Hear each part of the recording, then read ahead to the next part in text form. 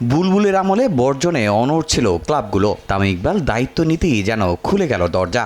Dhaka premier league শুরু হওয়া এখন কেবল সময়ের অপেক্ষা, তবে এখনও রয়ে গেছে জটিলতা। শোনা যাচ্ছে একাধিক ক্লাবের অংশগ্রহণ অনিশ্চিত।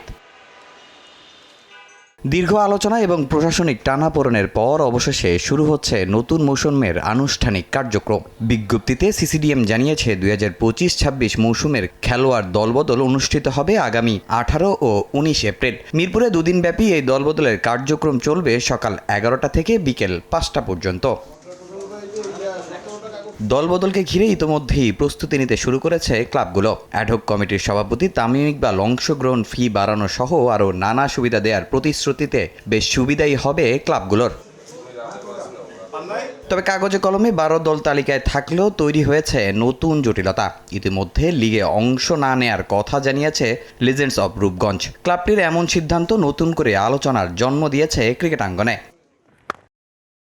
এছাড়া আরও দুটি ক্লাবের অংশগ্রহণ নিয়েও শোনা যাচ্ছে অনিশ্চয়তা। যদিও আনুষ্ঠানিকভাবে এখনও কোনো সিদ্ধান্ত জানানো হয়নি, তবুও দলবদলের আগে থেকেই এই অনিশ্চয়তা বাড়াচ্ছে সংশয়। ফলে প্রশ্ন উঠছে, শেষ পর্যন্ত সবগুলো দল কি মাঠে নামবে, নাকি কম দল নিয়েই আয়োজন করতে হবে এবারের লিগ?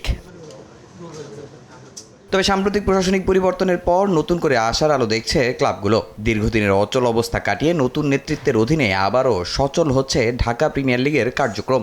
সবকিছু পরিকল্পনা অনুযায়ী এগোলে আগামী 4 মে থেকে মাঠে গড়ানোর সম্ভাবনা রয়েছে ঢাকা প্রিমিয়ার ডিভিশন ক্রিকেট লিগের নতুন মৌসুম। দলবদল শেষ হওয়ার পরপরই ঘোষণা করা হতে পারে লিগের পূর্ণাঙ্গ সূচি।